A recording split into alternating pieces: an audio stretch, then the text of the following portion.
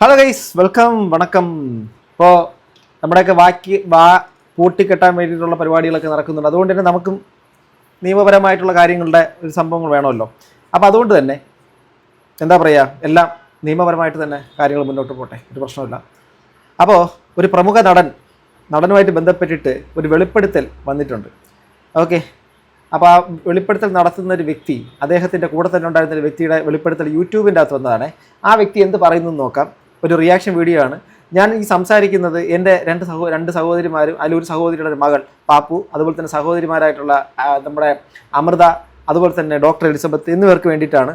Okay, അപ്പോൾ എന്താണ് കാര്യം എന്നുള്ള കാര്യം, ഈ ഡോക്ടർ എലിസബത്ത് എന്ന് പറയുന്ന എൻ്റെ പ്രിയപ്പെട്ട സഹോദരിക്ക് ആ സ്ത്രീയെ ഒരു ബലാത്കാരമായിട്ടുള്ള പല കാര്യങ്ങളും അവരുടെ ലൈഫിൽ ഏറ്റുവാങ്ങേണ്ടി വന്നു. കുറേ നാളായിട്ട് സോഷ്യൽ മീഡിയക്കകത്ത് അവർ വന്ന് പറയുന്നുണ്ട്, ഒരു മരണമൊഴി പോലെ പറയുന്നുണ്ട്. അത് സമൂഹം കേൾക്കണം, നീതിന്യായ വ്യവസ്ഥിതി കേൾക്കണം, ഈ ലോകം മൊത്തം അത് അറിയണം. ആ ഒരു കാര്യത്തിന് വേണ്ടിയിട്ട് ഒരു സഹോദരൻ എന്നുള്ള നിലയിൽ ഞാനും അക്കാര്യം നിങ്ങളുടെ മുമ്പിലേക്ക് എത്തിക്കുന്നു. അതിൻ്റെ ഭാഗമായിട്ട് ഇപ്പം നിലവിൽ ഒരു പ്രമുഖ നടനെതിരെ ഒരു വലിയൊരു ആരോപണം, അല്ലെങ്കിൽ അദ്ദേഹത്തിൻ്റെ തോക്കുമായിട്ട് ബന്ധപ്പെട്ടൊരു കാര്യം ഒരാൾ പുറത്തു കൊണ്ടുവന്നിട്ടുണ്ട്. അദ്ദേഹത്തിൻ്റെ കൂടെ തന്നെ ഉണ്ടായിരുന്ന വ്യക്തിയാണ്. എന്താ സംഭവം എന്നുള്ള കാര്യം ഇദ്ദേഹത്തിൻ്റെ വീഡിയോ പ്ലേ ചെയ്ത് തന്നെ നമുക്ക് കേൾക്കാം. നമസ്കാരം, എൻ്റെ പേര് ലിജേഷ്. ഞാനൊരു റൈറ്ററാണ്. ഇപ്പോൾ റീസെൻ്റ്ലി നമുക്കിടയിൽ ഇവിടെ നടന്നുകൊണ്ടിരിക്കുന്ന എലിസബത്ത് ബാല ഇഷ്യൂവിനെ പറ്റി നിങ്ങൾക്ക് ആർക്കും അറിയാത്ത കുറേ കാര്യങ്ങളാണ് ഞാൻ പറയാൻ പോകുന്നത്. എന്തുകൊണ്ട് ഞാനിങ്ങനെ വ്യക്തമായിട്ട് പറയുന്നു എന്ന് ചോദിച്ചാൽ, 2022 ജൂൺ തുടങ്ങിയിട്ട് ഏകദേശം ഒരു 2023 ബാലയുടെ സർജറി കഴിഞ്ഞ് അദ്ദേഹം റൂമിലേക്ക് ഡിസ്ചാർജ് ആകുന്ന വരെയുള്ള ഫുൾ കാര്യങ്ങൾ എനിക്കറിയാം. കാരണം ഞാൻ ജൂൺ തുടങ്ങി ബാലയെ പരിചയമുണ്ടെങ്കിലും പലതവണ കഥ പറയാനായിട്ട് ഇദ്ദേഹത്തിൻ്റെ അമൃതയുടെ അവിടെയുള്ള ഒരു ഫ്ലാറ്റ് ഉണ്ട്. അവിടെയാണ് ഞാൻ ആദ്യം കഥ പറയാൻ പോയിക്കൊണ്ടിരുന്നത്. ദെൻ ഞാൻ രണ്ടാമത് വന്നത് മെട്രോ പില്ലർ നമ്പർ 511 എന്ന നമ്പറിന് നേരെ മുമ്പിലായിട്ട് ധനലക്ഷ്മി അതിൽ കൂടെ ബാലയുടെ പുതിയൊരു ഫ്ലാറ്റ് ഉണ്ട്, പാലാരിവട്ടത്തെ ഫ്ലാറ്റ്. അവിടെ ഞാൻ പലവട്ടം കഥ പറയാൻ പോയിട്ടുണ്ട്. അദ്ദേഹത്തിൻ്റെ 2022 സെപ്റ്റംബർ 19 ബർത്ത്ഡേക്ക് ഞാൻ ആ വീഡിയോസിലെല്ലാം നിങ്ങൾക്ക് എന്നെ കാണാൻ പറ്റും. അപ്പോൾ ഞാനിപ്പോൾ പറയാൻ വന്നത്, എനിക്ക് ഈ വ്യക്തിയെ അറിയാം, ഇദ്ദേഹത്തിൻ്റെ എല്ലാ കാര്യങ്ങളും അറിയാം. ഇപ്പോൾ ഈ വീഡിയോ ചെയ്യുമ്പോൾ ഇതിൽ എത്രമാത്രം ഭീഷണി വരും, ഇനി നെക്സ്റ്റ് വീഡിയോസ് എനിക്കറിയാവുന്ന ബാലയെക്കുറിച്ച് മറ്റാർക്കും അറിയാത്ത കുറേയേറെ സത്യങ്ങൾ ചിലപ്പോൾ അത് എലിസബത്തിന് അറിയാവുന്നതായിരിക്കാം. അപ്പോൾ അദ്ദേഹത്തിൻ്റെ റെസ്പോൺസിബിലിറ്റിയോടുകൂടി അദ്ദേഹം പബ്ലിക്കിൻ്റെ മുമ്പിലേക്ക് അദ്ദേഹത്തിൻ്റെ ചാനലിൽ കൂടെ പറയുന്നൊരു കാര്യമാണ് ഇപ്പം ഞാനൊക്കെ ഇവിടെ കേൾക്കുന്നത്. ക്രിട്ടിക് എന്നാണ് ആ ചാനലിൻ്റെ പേര്. അൺറിവീൽഡ് ക്യാരക്ടർ ഓഫ് ആക്ടർ ബാല എന്നാണ് അതിന് ഹെഡിങ് കൊടുത്തേക്കുന്നത്. ഓക്കെ, ബാക്കി കേൾക്കാം.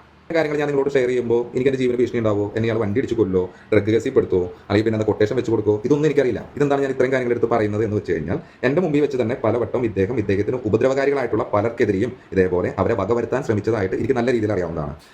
അപ്പോൾ ഈ പ്രമുഖ നടൻ ആൾക്കാരെ ട്രീറ്റ് ചെയ്യുന്നത് എങ്ങനെയാണ് എന്നുള്ളൊരു കാര്യം കഴിഞ്ഞ ദിവസം ചാനലിൻ്റെ മുമ്പിൽ നിന്നുകൊണ്ട് സംസാരിച്ചതിനകത്ത് എത്രമാത്രം ആണ് കൈകാര്യം ചെയ്യുമെന്ന് പറഞ്ഞതുപോലെ അത് കണ്ടു എന്ന് പറയുന്നൊരു വ്യക്തിയാണ് അദ്ദേഹം പറയുന്നത്. ഓക്കെ, നല്ല രീതിയിൽ കുടിക്കുന്ന ഒരു വ്യക്തിയാണ്. ഞാൻ മദ്യമായി കൊണ്ട് കൊടുത്തിട്ടുണ്ട്. ഇദ്ദേഹത്തിൻ്റെ ATM കാർഡ് തന്ന് എന്ന ദേശമാനിയുടെ അടുത്തൊരു ബീവറേജ് ഉണ്ട്. ബീവറേജ് മീൻസ് ബീർ മാത്രമേ കിട്ടുള്ളൂ. അവിടെ ഡെയിലി ഒരു 30 ബീർ വെച്ചിട്ട് ഡെയിലി വാങ്ങി കുടിച്ചുകൊണ്ടിരുന്ന വ്യക്തിയാണത്. ഞാൻ കുടിച്ചിട്ടുണ്ട് കേട്ടോ, ഇല്ലാന്നൊന്നും പറയുന്നത്. 30 ബിയറൊക്കെ ഡെയിലി കുടിച്ചു കഴിഞ്ഞാൽ ആൾ ജീവനോടെ കാണും. 30 ബിയർ അധികമല്ല, ഇയാൾ 5 കുടിക്കുമ്പോൾ ഞാൻ ചിലപ്പോൾ 1 കുടിക്കുകയായിരിക്കും. ഓക്കെ, ഇങ്ങനെ ഇരിക്കുന്ന ഒരു വ്യക്തിയാണ് ഞാൻ. അപ്പോൾ ഇദ്ദേഹത്തിനെ പറ്റി ഈ ഒരു കാര്യത്തിൽ എനിക്കറിയാവുന്ന എല്ലാ കാര്യങ്ങളും ഞാൻ ഓരോരോ വീഡിയോ ആയിട്ട് ഞാൻ മുന്നോട്ട് വിടാണ്. ഓക്കെ, അപ്പോൾ അടുത്തൊരു നെക്സ്റ്റ് ലൂപ്പ് സ്റ്റാർട്ട് ആവുന്നുണ്ട്.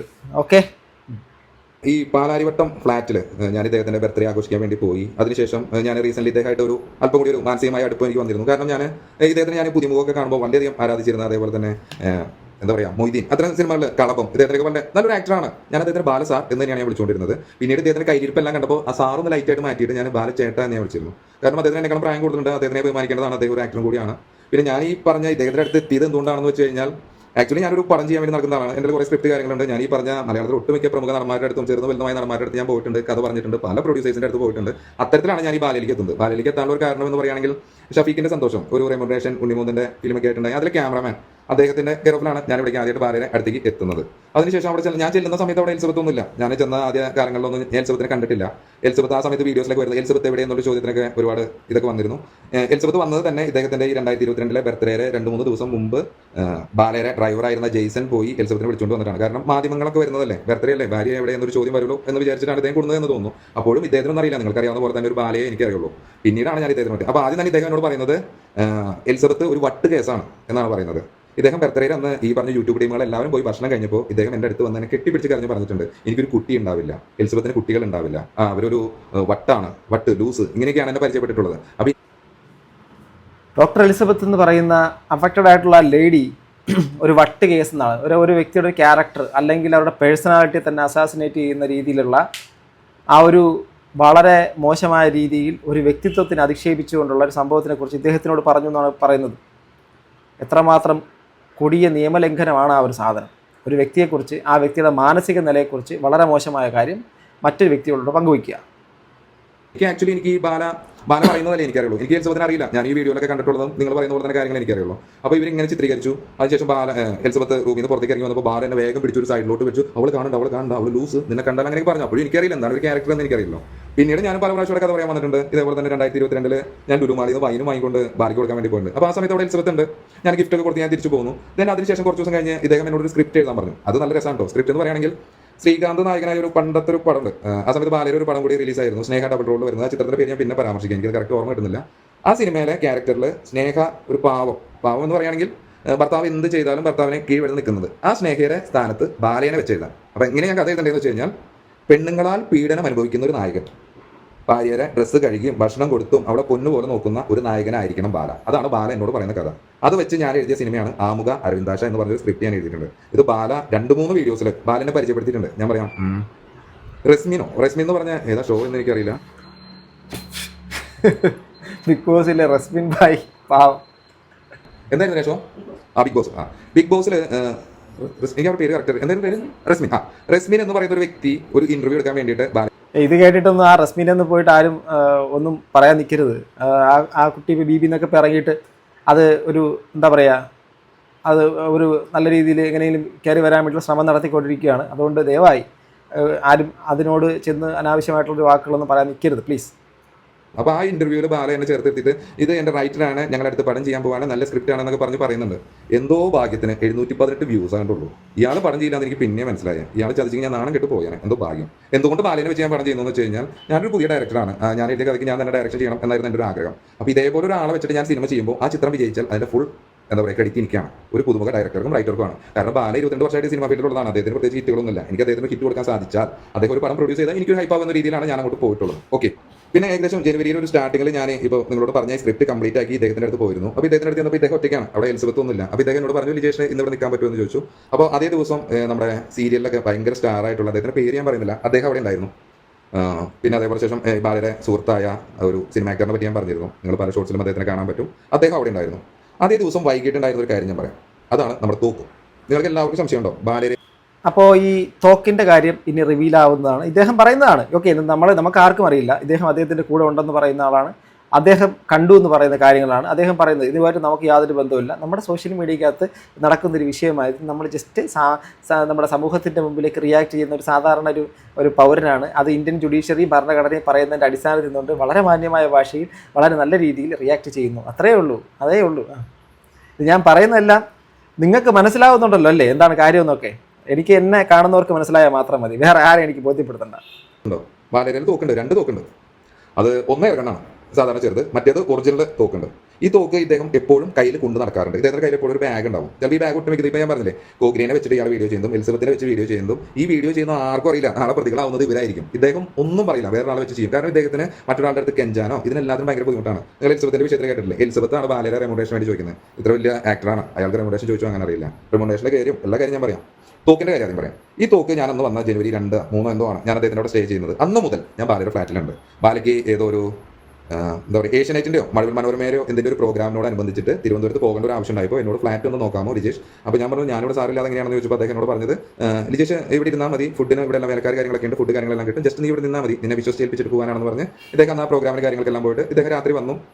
അങ്ങനെയാണ് വന്നത്. അപ്പോൾ ഈ തോക്കുമായിട്ട് ഞാൻ ഇദ്ദേഹത്തിൻ്റെ എലിസബത്ത് പല വീഡിയോയിലും പറയുന്ന ഗസ്റ്റ് ഹൗസ് നമ്മുടെ ഇവിടെ എടപ്പള്ളി ചങ്ങമ്പഴനാറൊക്കെ എത്തുന്നതിനൊക്കെ മുമ്പ് ഉള്ളൊരു സ്ഥലമാണ്. അപ്പോൾ അവിടേക്ക് പോയപ്പോൾ ഇദ്ദേഹത്തിൻ്റെ കയ്യിൽ 2 എന്താ പറയുക തോക്കുണ്ട്. ആ തോക്കി ഇയാൾ ബാഗ് തന്ന ബാഗ് എടുത്ത് എന്നോട് കയ്യിൽ പിടിക്കാൻ പറഞ്ഞു. ഞാൻ ഇങ്ങനെ ഇട്ടിട്ടാണ് ഞാൻ പോയത്. അതിനുശേഷം അവിടെ ഈ ഗസ്റ്റ് ഹൗസിലെ കാര്യം പറയുന്നത് എന്താണെന്ന് വെച്ചാൽ, ഗസ്റ്റ് ഹൗസിൽ നേരത്തെ പറഞ്ഞ എന്താണ് പ്രോഗ്രാം ബിഗ് ബോസ്, ഞാൻ ഈ ചവിട് പരിപാടി കാണാറില്ല, അതുകൊണ്ടാണ് ഏത് സീസണൊന്നും അറിയില്ല. ബിഗ് ബോസിലെ ഒരു എന്താ പറയുക, ഒരു ഷോർട്ട് ഫിലിമിൽ കൂടെ ഒരു വൈറലായിട്ടുള്ളൊരു ലേഡി ഉണ്ടായിരുന്നു. ആ ലേഡി അവിടെ കുറച്ച് ലേഡീസ് കാര്യങ്ങളൊക്കെ ഉണ്ടായിരുന്നു. അവിടെയൊക്കെ ബാല പോയിട്ടുണ്ട്. അവരെല്ലാവരും തോക്ക് കണ്ടിട്ടുണ്ട്. ഓക്കെ. പിന്നെ ബാലയുടെ തോക്ക് കണ്ട പറയുക, കുറേ സിനിമാ താരങ്ങൾ ബാലയുടെ തോക്ക് കണ്ടിട്ടുണ്ട്. ബാലയുടെ വീട്ടിൽ അപ്പോൾ ഈ തോക്കുകൾ ഉണ്ട്. തോക്കിൻ്റെ കാര്യം ഇപ്പോൾ ചെകുത്താനൊക്കെ പറയുന്ന ആ ഒരു സംഭവം അന്വേഷണം നടക്കും എന്ന് പറയുന്നതിനകത്ത് ഈ തോക്ക് കണ്ടു എന്ന് പറയുന്ന ആൾക്കാരുടെ ലിസ്റ്റ് തന്നെ വളരെ വലുത് ഭീകരമായ സംഭവമാണ്. ഇത് ശരിക്കും പറഞ്ഞാൽ അന്വേഷണത്തിൻ്റെ അകത്തൊക്കെ വരേണ്ട കേസാണ്. ഇന്റർവ്യൂവിന് വരുന്ന ചാനലിൻ്റെ പേര് ഞാനിപ്പോൾ പറയുന്നില്ല, നിങ്ങൾക്ക് നിർബന്ധമാണ് ഞാനത് വെളിപ്പെടുത്താം. ഞാൻ വെളിപ്പെടുത്തുമ്പോൾ പല ആളുകളുടെ പേര് പറയേണ്ടി വരും. ഒരു ചാനലിന്റെ ഒരു പ്രമുഖ ചാനൽ ഒരുപാട് ഇന്റർവ്യൂസും കാര്യങ്ങളെല്ലാം എടുക്കുന്ന ഒരു ആങ്കറിനെ പറ്റി ഒരു വിവാദം ഇവിടെ ഇതിനൊക്കെ മുമ്പ് ഉണ്ടായിട്ടുണ്ട്. ഒരു സുപ്രസിദ്ധ സിനിമാ താരമായിട്ട് വലിയൊരു ഇഷ്യൂ ഉണ്ടായിട്ടുണ്ട് ഇവിടെ. ആ ആങ്കർ ആ സിനിമാ താരം കുമ്പളങ്ങി നൈറ്റ്സിനകത്തൊക്കെ ഉള്ള ആളാണോ അതോ ആ താരമാണോ? റാപ്പൊക്കെ പാടുന്നൊരു സിനിമാ താരമാണോ? ഈ ഇടയ്ക്ക് ഭയങ്കരമായിട്ട് മലയാളത്തിൽ ഏറ്റവും കൂടുതൽ ഹിറ്റടിച്ചിട്ടുള്ള ഗുണാക്കേവിനെ മുൻനിർത്തിയിട്ടുള്ള സിനിമയ്ക്കകത്ത് ഉള്ളൊരു താരമാണോ? ഞാൻ ഈ നേരത്തെ പറഞ്ഞ നമ്മുടെ എന്താ ദേശാഭിമാനിയുടെ അവിടെയുള്ള അവിടുന്ന് ബീർ ബോട്ടിൽ ഹെനിക്കിന്റെ ബോട്ടിൽ സ്റ്റെപ്പും വെച്ചിട്ട് അതുമേക്ക് ഷൂട്ട് ചെയ്തിട്ടുണ്ട്. ഈ ആങ്കർ കൂടെ ഉണ്ടായിരുന്ന കുറച്ച് ആങ്കേഴ്സും അവരുടെ ക്രൂ എല്ലാം ഈ തോക്ക് പിടിച്ച് നോക്കിയിട്ടുണ്ട്. അപ്പോൾ ഒരു തോക്കൊക്കെ ഷൂട്ട് ചെയ്തു. അപ്പോൾ ഒറിജിനൽ തോക്കല്ല, നമ്മുടെ എയർഗൺ പോലത്തെ ഇതുകൊണ്ട് നമ്മൾ എന്താ പറയുക ബീർ കുക്കിംഗ് ഷൂട്ട് ചെയ്തു. അപ്പോൾ മറ്റേ തോക്ക് ചോദിച്ചപ്പോൾ ബാല ആർക്കും കൊടുത്തില്ല. കാരണം അത് പൊട്ടും എന്നാണ് ബാല പറഞ്ഞത്. ബാലയുടെ ഹോം ടൂർ അവരാണ് അത് കവർ ചെയ്തത്. അപ്പോൾ ഞാൻ ഇപ്പോൾ ആൾക്കാരെ സ്പെഷ്യലായിട്ട് പേര് പറയേണ്ടതാണ്. അതിൽ ഹോം ടൂറിൽ നിങ്ങൾ എടുത്ത് നോക്കി. അപ്പോൾ ബാലയുടെ ഹോം ടൂർ എടുത്തിട്ടുള്ള ആൾക്കാർ ആരൊക്കെയാണെന്ന് ജസ്റ്റ് യൂട്യൂബ് അടിച്ച് നോക്കി അറിയാൻ പറ്റും. എനിക്ക് നോക്കണം അതാരാണെന്ന്. ബാലയുടെ ഒരു റൂം മാത്രം ബാല തുറക്കുന്നില്ല. വൈ എന്നൊരു ചോദ്യം നിങ്ങൾക്ക് ഉണ്ടാകാം. അപ്പോൾ ഇപ്പോൾ 2-3 ദിവസം വന്ന ആരോപണങ്ങൾ കാര്യങ്ങളൊക്കെ വെച്ച് നോക്കുമ്പോൾ ആ ബാലയുടെ ആ റൂമിൽ കുറച്ച് സ്ത്രീജനങ്ങൾ ഉണ്ടായിരുന്നു. കുറച്ചെന്ന് പറഞ്ഞാൽ 2. അതുകൊണ്ടാണ് ആ ഡോർ ലോക്ക് ചെയ്തത്. ദെൻ ഇതിന്റെ മുകളിൽ കംപ്ലീറ്റ് എല്ലാ സാധനങ്ങളും എടുത്ത ഹോം ടൂറിൽ നിങ്ങൾക്ക് കണ്ടാലറിയാം. അതിൽ ഒരു റൂമിലേക്ക് ഞാൻ ഇപ്പുറത്തേക്ക് മാറി എന്നൊന്നും ആ ഹോം ടൂറിലൊന്നും കാണാൻ പറ്റില്ല. ബാലയിൽ തോക്കുണ്ട് എന്ന് ഞാൻ പറയുന്നു. ഞാൻ കണ്ടിട്ടുള്ളതാണ്. ഈ ചെകുത്താൻ്റെ പേരിലേക്ക് ആറാട്ടെണ്ണം തോക്കാനുണ്ട്. പിന്നെ തോക്കേണ്ട വ്യക്തിയാണ് ഞാൻ പറയാം. ഇതേപോലെ തന്നെ പ്രമുഖ ചാനലിനെ ഒരാൾ സീക്രട്ട് ഏജന്റ് അദ്ദേഹം ഇന്ന് വൈകുന്നേരം ഞാൻ വേറെ ഒന്നും കൂടി പറഞ്ഞെന്ന് വിചാരിക്കരുത്. ഇന്ന് കുറച്ച് മുമ്പാണ് ഒരു വീഡിയോ കാണാനിടയായത്. ഒരു പ്രമുഖ നടൻ്റെ ഒരു വീഡിയോ വന്നെന്നറിഞ്ഞത്, ചെന്ന് കണ്ടത്. അപ്പോൾ അതിനകത്ത് അവസാനം പറയുന്ന കുറച്ച് യൂട്യൂബേഴ്സ് ഇതിൻ്റെ പേരൊക്കെ പറയുന്നുണ്ട്, നിർത്തിക്കോ എന്നുള്ള കാര്യം പറയാം. ഓക്കെ, അത് മനസ്സിലായി. അപ്പോൾ അതുകൊണ്ട് തന്നെ സ്വാഭാവികമായിട്ട് നമുക്ക് നമ്മുടെ ലീഗലായിട്ടുള്ള കാര്യങ്ങൾ നമ്മൾ എടുക്കണമല്ലോ. എന്താണ് സംഭവമെങ്കിലും നമുക്കും എടുക്കണമല്ലോ. അപ്പോൾ അതിൻ്റെ ലീഗൽ ഒപ്പീനിയനൊക്കെ എടുത്തിട്ടാണ് നമ്മളും ഇപ്പോൾ ഈ ഒരു സംഭവത്തിൻ്റെ അകത്ത് ഇപ്പോൾ നിൽക്കുന്നത്. എനിവേ, പക്ഷേ ഇവിടെ ഈ ഒരു വിഷയത്തിൻ്റെ അകത്ത് ഇപ്പം അതിനകത്ത് പറയുന്ന കുറച്ച് പേരുണ്ട്. ആരൊക്കെയാണ്?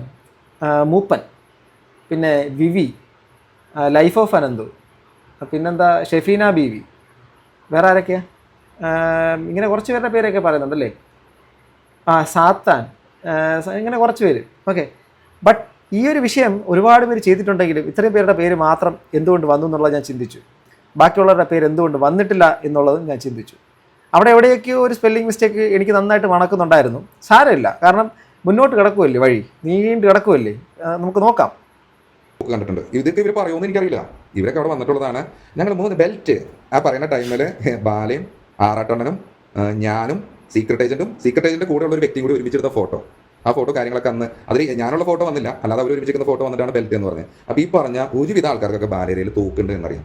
പിന്നെ ഇതേപോലെ തന്നെ അപ്പോൾ ഈ പറഞ്ഞ ആൾക്കാരൊക്കെ തന്നെ പറയണം, അല്ലെങ്കിൽ കോടതിയിലോ അല്ലെങ്കിൽ സ്റ്റേഷനിലോ ഒക്കെ പോയിട്ട് ആ ഒരു കാര്യത്തിൻ്റെ അത് സത്യസന്ധമാണെങ്കിൽ അത് തെളിവ് കൊടുക്കണം. അപ്പോൾ ഇതൊക്കെ ഇവർ കണ്ടിട്ടുള്ളതുകൊണ്ടാണോ ഇവരെയൊക്കെ മാറ്റി നിർത്തിയത്? കൊള്ളാമല്ലേ പ്രമുഖ നടൻ, കൊള്ളാം. ആറാട്ടെണ്ണൻ ചെകുത്താനോട് പറയുന്ന ഇന്റർവ്യൂവിൽ പറയുന്നുണ്ട്, തോക്ക് ഉണ്ടായിരുന്നു, തോക്ക് കൊണ്ടുപോയത് ലിനീഷ് എന്ന് പറഞ്ഞ വ്യക്തിയാണ്. ലിനീഷ് ഞാനല്ല കേട്ടോ, ഞാൻ ലിജേഷ്. ഓക്കെ, ലിജേഷ്. അപ്പോൾ ലിനീഷാണ് ഈ തോക്ക് കൊണ്ടുപോയിട്ടുള്ളത്. അപ്പോൾ ബാല തോക്ക് മാറ്റിയെന്ന് നമുക്ക് ഉറപ്പാണ്. ഇപ്പോൾ അതിൻ്റെ കേസ് കാര്യങ്ങളൊക്കെ നടക്കുന്നു എന്ന് എനിക്കറിയാം. അപ്പോൾ എനിക്ക് അതിനെ പറ്റിയുള്ള ബാലയുടെ കയ്യിൽ കൈവശം തോക്കുണ്ട് എന്നുള്ളത് എനിക്ക് വ്യക്തമായിട്ട് അറിയാം എന്ന് ഞാൻ നിങ്ങളോട് ഉറപ്പ് പറയുന്നു. ഞാൻ എൻ്റെ കണ്ണാൽ കണ്ടിട്ടുള്ളതാണ്, ഞാനത് കയ്യിലും പിടിച്ച് നോക്കിയിട്ടുള്ളതാണ്. ഓക്കെ, അത് ശരിക്കും അപ്പോൾ ഒരു ഒറിജിനൽ തോക്കുണ്ടെന്നുള്ള കാര്യം ദാ റിവീലാവുന്നു. ഒരാൾ പറയുന്നു, പബ്ലിക്കായിട്ടൊന്നും പറയുന്നു. ഇനിയിപ്പോൾ ഇയാളെ തള്ളയ്ക്ക് വിളിക്കുമെന്ന് അറിയത്തില്ല നാട്ടുകാർ. ഇയാൾക്കിന് ഇദ്ദേഹത്തിന് വരാൻ സാധ്യതയുള്ള ഭീഷണിയും മറ്റുള്ള പ്രശ്നങ്ങളൊക്കെ എന്തൊക്കെയാണെന്നുള്ളത് വരുന്ന ദിവസങ്ങൾ കണ്ടു തന്നെ അറിയണം. ഒരു എന്താ പറയുക, നോർമൽ മറ്റേ ഷൂട്ട് ചെയ്യുന്ന മറ്റേ സാധനമല്ല, ഒറിജിനൽ തോക്കാണ്. അതിൻ്റെ ലൈസൻസും ഇല്ല.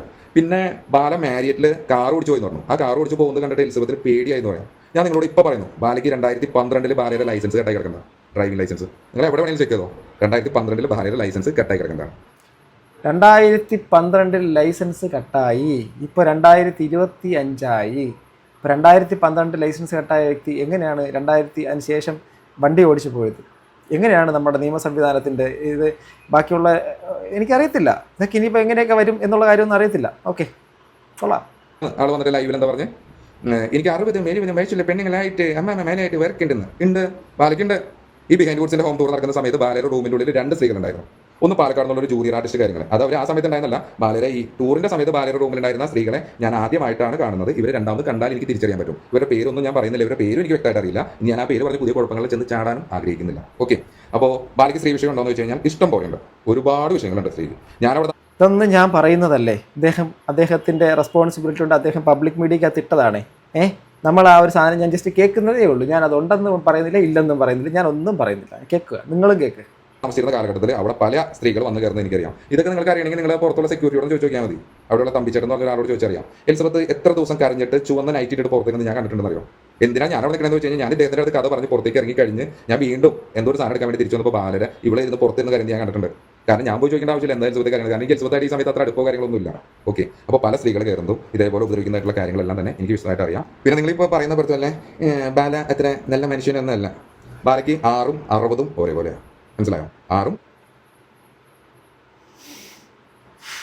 60 ഒരേപോലെയാണ്. ഇനി ബാലയുടെ കുറച്ച് കാര്യങ്ങൾ ഞാൻ പറയട്ടെ. ബാല എനിക്ക് ഇഷ്ടം പോലെ പണി വെച്ചിട്ടുണ്ട്. ഞാൻ ബാലയുടെ അടുത്ത് ഇദ്ദേഹത്തിന്റെ സ്വഭാവം ഇതാണെന്ന് ഞാൻ തിരിച്ചറിയുന്നത് എലിസബത്തിനെ രണ്ടാമത് വിളിച്ച് ബാല വിളിച്ചുകൊണ്ട് ബാല വോമിറ്റൊക്കെ ചെയ്ത് ഭയങ്കര ഒരു ഇഷ്യൂ ഒക്കെ ഉണ്ടായിരുന്നു. ഇത് ഞാൻ തുടർന്ന് പറയാം. എനിക്ക് കുറേ കാര്യങ്ങൾ പറയാനുണ്ട്. ഞാൻ അടുപ്പിച്ചെല്ലാം പറയുമ്പോൾ പല വീഡിയോസിലായിട്ട് ഞാൻ പറയാം, നിങ്ങൾക്കും ലാഗ് ആവും. പിന്നെ ബാലയുടെ സ്വഭാവം എന്ന് പറയുകയാണെങ്കിൽ ഞാനും നിങ്ങളും ബാലയായിട്ട് ഫ്രണ്ട്സാണ് എന്ന് വിചാരിക്കട്ടോ. നമ്മൾ തമ്മിൽ നല്ല ഫ്രണ്ട്സ് ആയിരിക്കും. ബാലയുടെ അടുത്തേക്ക് എത്തിക്കഴിഞ്ഞാൽ ബാല ആദ്യം എന്നെ പറ്റിയുള്ള കുറ്റം നിങ്ങളോട് പറയും, നിങ്ങളെ പറ്റിയുള്ള കുറ്റം എന്നോട് പറയും. ഇത് രണ്ടും പറഞ്ഞിട്ട് ഞങ്ങൾ രണ്ടുപേരും തമ്മിൽ അടിപ്പിച്ചിട്ട് ബാല പേർക്ക് വേണം വെച്ചാൽ ഈ ഒരു ലെവലായിരിക്കും ബാല. ഇതാണ് ബാലയുടെ ഫസ്റ്റ് പരിപാടി. ബാലേനെ ദ്രോഹിച്ച ഞാനൊരു ഉദാഹരണം, ബാല എന്നെ ഏതെങ്കിലും തരത്തിൽ എന്നെ വധിക്കാൻ ശ്രമിക്കും അല്ലെങ്കിൽ ഏതെങ്കിലും തരത്തിൽ എന്നെ കൊല്ലാൻ ശ്രമിക്കും എന്നൊരു ഉത്തമ ഉദാഹരണം ഞാൻ നിങ്ങളോട് പറയാം. ബാലയുടെ ആദ്യത്തെ വൈഫ് എന്ന് നമുക്ക് അറിയപ്പെടുന്ന ഒരു കല്യാണ കാര്യങ്ങളെല്ലാം അറിയാം. അതിൻ്റെ ഓൾറെഡി ഇതേ ഒരു വഞ്ചന കേസിൽ കിടക്കുകയാണ് പേപ്പറിൽ. സ്വന്തം മകളുടെ ഒരു ഫോട്ടോ പോലും, ഒരു ടീ കപ്പ് അല്ലാതെ ഒരു സാധനം പോലും ബാലയുടെ ഫ്ലാറ്റിലില്ല. ബാല എന്ന് പറഞ്ഞ വ്യക്തി ഈ പറഞ്ഞ കുട്ടിക്ക് കൊടുക്കാനുള്ള 12 സംതിങ് എത്രയോ ലക്ഷ്യത്തിൽ എന്താ പറയുക വഞ്ചന കാണിച്ചു എന്നാണല്ലോ പറയുന്നത്. അപ്പോൾ പ്രിയപ്പെട്ട സുഹൃത്തുക്കളെ, നിങ്ങളിപ്പോൾ കണ്ടത് ഒരു പ്രമുഖ നടനുമായിട്ട് ബന്ധപ്പെട്ടിട്ട് നടക്കുന്നൊരു കോൺട്രവേഴ്സിയിൽ ക്രിട്ടിക് എന്ന് പറയുന്നൊരു ചാനലിലൂടെ പുറത്ത് വന്ന കുറച്ച് കാര്യങ്ങളാണ്. ഓക്കെ, അപ്പോൾ ഞാനത് നിങ്ങളുടെ മുമ്പിലേക്ക് പറഞ്ഞു എന്നുള്ളത് മാത്രമേ ഉള്ളൂ. നിങ്ങൾക്ക് ആ വീഡിയോയുടെ പൂർണ്ണമായ ലിങ്ക് താഴെ കമൻറ്റ് ബോക്സിൽ ഞാൻ വെച്ചേക്കാം. ദയവായി നിങ്ങളവിടെ പോയി കണ്ട് നിങ്ങൾ വ്യക്തമായി മനസ്സിലാക്കുക കാര്യങ്ങൾ. ഓക്കെ. ഇനി ഞാൻ എൻ്റെ പ്രിയപ്പെട്ട പ്രേക്ഷകരോട് കുറച്ച് കാര്യം പറയട്ടെ. സുഹൃത്തുക്കളെ, സംസാരിക്കുന്നത് നേരായ വഴിയിൽ ഒരു നീതി കിട്ടണം എന്നുള്ളൊരു സ്ഥലത്തേക്ക് അതിന് വേണ്ടിയിട്ട് സംസാരിക്കുന്ന സമയത്ത് ഭരണഘടനാപരമായിട്ട് നമ്മുടെ നമുക്ക് അഭിപ്രായ സ്വാതന്ത്ര്യമുള്ള നാട്ടിൽ മാന്യമായി അഭിപ്രായം പറയുന്നത് പോലും ടോളറേറ്റ് ചെയ്യാൻ വേണ്ടിയിട്ട് പറ്റാതെ സംസാരിക്കുന്ന ആൾക്കാരെ ഭീഷണിപ്പെടുത്തി, അതായത് നിർത്തിക്കോ എന്ന് പറഞ്ഞുകൊണ്ട് ഭീഷണിപ്പെടുത്തി അവരുടെ ശബ്ദങ്ങളെ ഇല്ലാതാക്കുന്നതിലൂടെ ഒരു ദുർബലയായ ഒരു സ്ത്രീയെ സമൂഹത്തിൻ്റെ അകത്ത് ഒറ്റപ്പെടുത്തി കൂട്ടമായി ആക്രമിക്കാനോ അല്ലെങ്കിൽ അവരെ വകവരുത്താനോ അവരെ നശിപ്പിക്കാനോ ഉള്ള ശ്രമം നടത്തുന്നതിന് എങ്ങനെയാണ് കണ്ടുകൊണ്ട് നിൽക്കേണ്ടത്? എനിക്കറിയില്ല അതെങ്ങനെ കണ്ടുകൊണ്ട് നിൽക്കണമെന്ന്. ഇപ്പോൾ ഇത് കണ്ടിട്ടുള്ള മിക്ക യൂട്യൂബേഴ്സും ഇനി ഇതിനെക്കുറിച്ച് സംസാരിക്കുമോ എന്നൊന്നും എനിക്കറിയത്തില്ല. ഞാൻ വ്യക്തിപരമായിട്ട് എനിക്ക് നമ്മുടെ അഡ്വക്കേറ്റും കാര്യങ്ങളൊക്കെ ഉണ്ട്. ഞാൻ അതുമായിട്ട് ബന്ധപ്പെട്ട് കാര്യങ്ങളൊക്കെ സംസാരിച്ചിട്ടാണ് ഞാൻ നിൽക്കുന്നത്. അതുമായിട്ട് ബന്ധപ്പെട്ടിട്ടുള്ള കാര്യങ്ങളിൽ ലീഗലായിട്ട് വന്നു കഴിഞ്ഞാൽ ലീഗലായിട്ട് എന്നെ നേരിടേണ്ടി വരും.